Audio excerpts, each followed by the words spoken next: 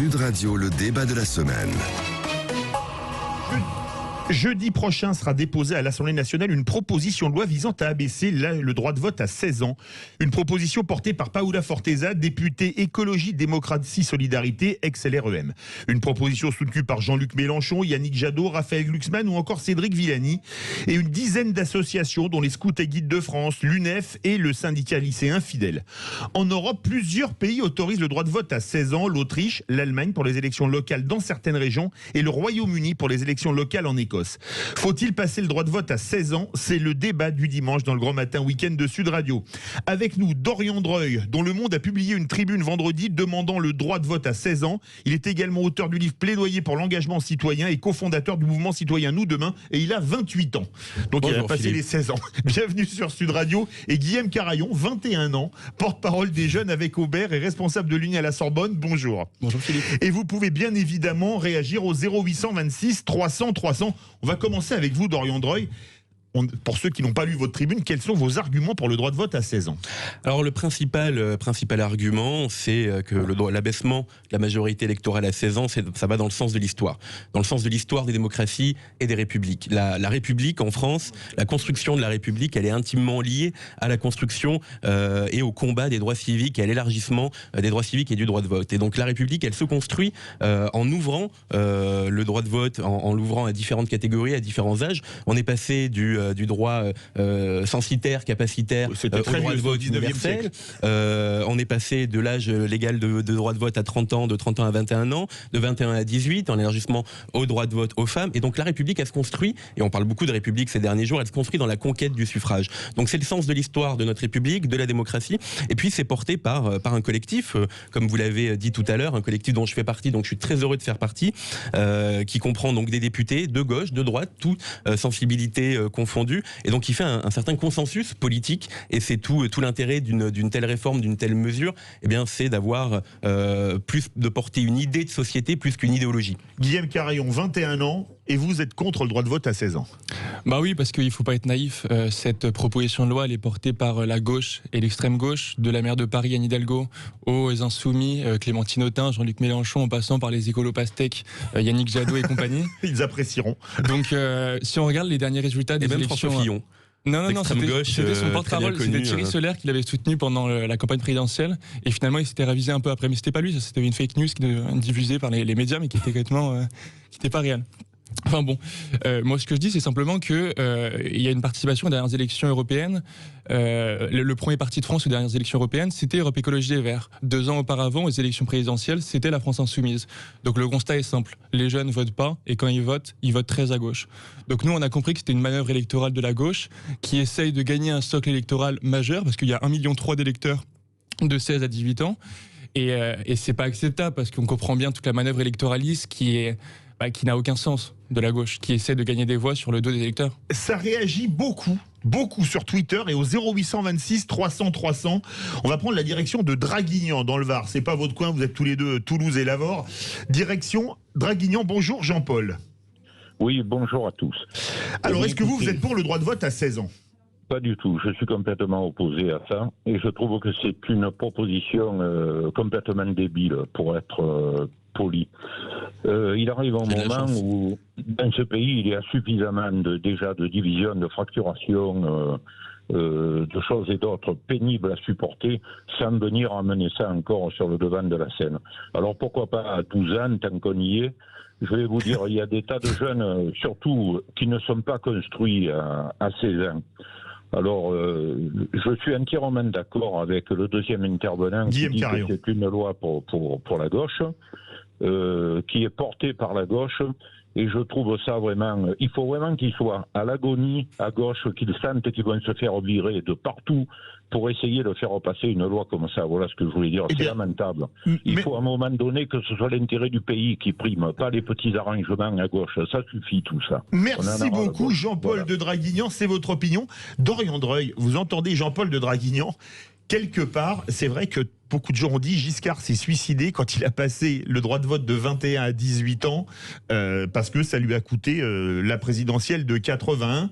Est-ce qu'il n'y a pas, comme on voit, il y a beaucoup plus de gens de gauche que de droite, des arrière-pensées politiques? Non, je pense pas. Et Valéry Giscard d'Estaing n'était pas connu pour être d'extrême gauche quand il a baissé la majorité électorale de 21 à 18 ans. J'y vois pas de manœuvre électorale pour la prochaine élection. J'y vois par contre une ambition pour la prochaine génération. Et la question de la maturité revient beaucoup entre 16 et 18 ans, comme si finalement on se réveillait le lendemain de ces 18 ans avec une conscience politique, une idéologie politique. Je pense qu'il faut le lendemain de ces 16 ans, c'est pareil. Non, il faut arrêter d'infantiliser notre jeunesse. Une jeunesse qui est mobilisée, qui est engagée, qui est sans doute à l'avant-garde de plein de combats de société, les enjeux climatiques, les questions de discrimination, d'inégalité sociale. On a une jeunesse qui est mobilisée, qui est politisée, qui est engagée. Je suis pas sûr que, en tout cas, ça profite particulièrement à un camp plus qu'à un autre. Une chose est sûre, c'est que plus on abaisse le droit de vote à 16 ans, plus on accompagne, grâce à une politique d'éducation, à la citoyenneté et à la vie civique dans les lycées, dans les collèges, plus on vote tôt. Tous les travaux de sciences politiques qui portent sur la participation électorale, sur la socialisation politique, montrent que plus on vote tôt et plus on vote durablement. Donc c'est aussi une réponse à un enjeu démocratique et de génération, pas à une réponse à une élection. Guillaume Carayon, vous avez entendu Jean-Paul de Draguignan qui dit que la gauche cherche des électeurs dans les 16-18 ans. Vous avez dit une chose tout à l'heure, j'ai pas réagi, mais Jean-Paul m'a remis le doigt dessus. Si vous êtes contre le droit de vote à 16 ans, c'est pas parce que les jeunes votent à gauche. S'ils voteraient à droite, vous seriez pas pour. Non, mais il faut arrêter. Le vrai sujet quand on a 16 ans, c'est qu'est-ce que je vais faire, quelle formation je vais suivre quand j'aurai fini mon lycée. C'est quel métier je vais exercer dans quelques années. C'est comment je vais financer mes études. Aujourd'hui, il y a un jeune sur 4 qui est obligé de travailler parce qu'il peut pas financer ses études sinon par un autre moyen. Donc moi, je pense que ce sujet, il intéresse pas les jeunes. Ils ont bien compris que c'était une réforme clientéliste et eux, ce qu'ils veulent, c'est simplement qu'on s'occupe de leurs besoins. Ça a été les premières victimes, les victimes oubliées du Covid. Et ça, on a l'impression que les responsables politiques prennent pas compte de ce problème-là qui est majeur. Mais alors justement, Dorian Dreuil, la catégorie de la population qui vote le moins, ce sont les jeunes.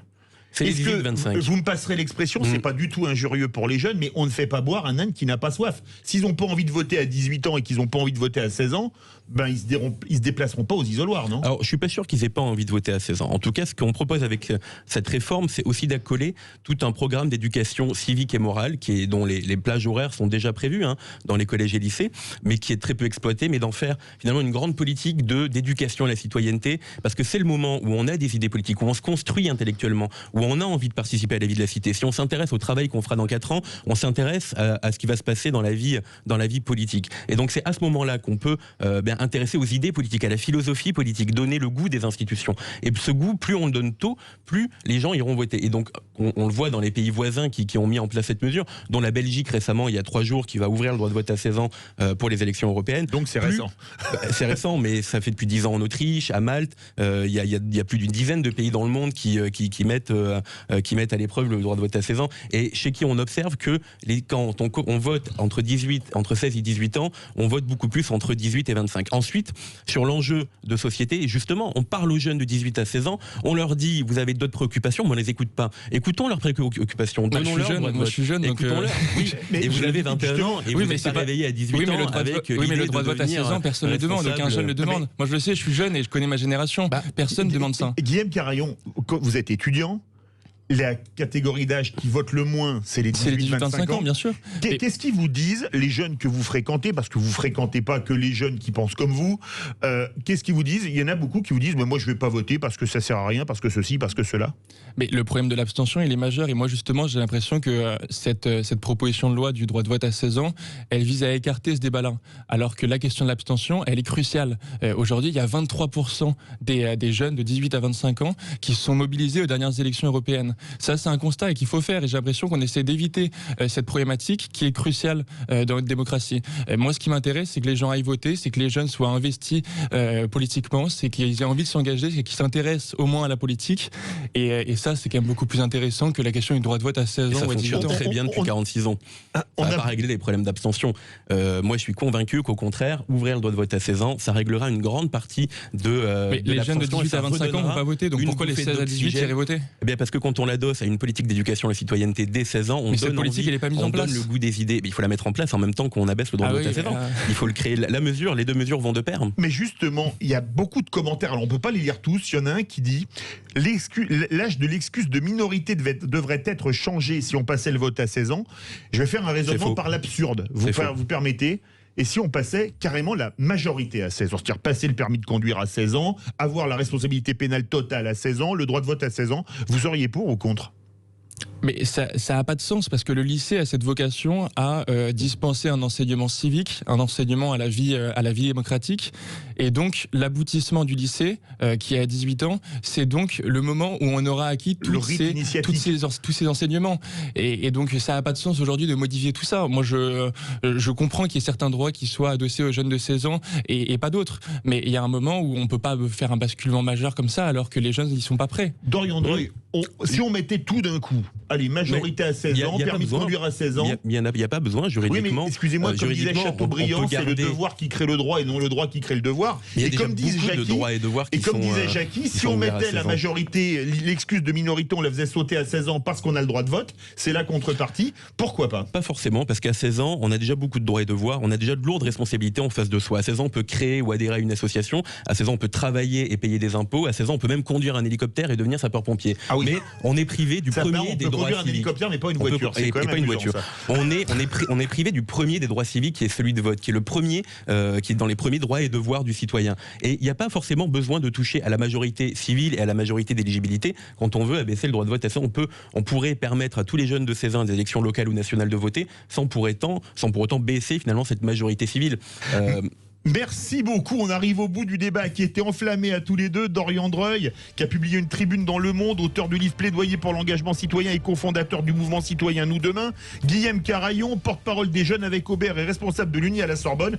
Vous avez bénéficié d'un score Kim Jong-unien, ou quasi, puisque 89% des votants, 89,1, ne veulent pas passer le droit de vote à 16 ans. Dans quelques instants, on retrouve Thomas Binet et sa bande pour oser investir. L'invité du club, c'est Anne Carrière, qui va vous raconter comment elle a acheté les droits d'un livre qui n'était pas écrit en français, qu'elle n'avait pas lu, qu'elle se dit je vais en faire 3000 exemplaires et qu'elle en a vendu 3 700 000.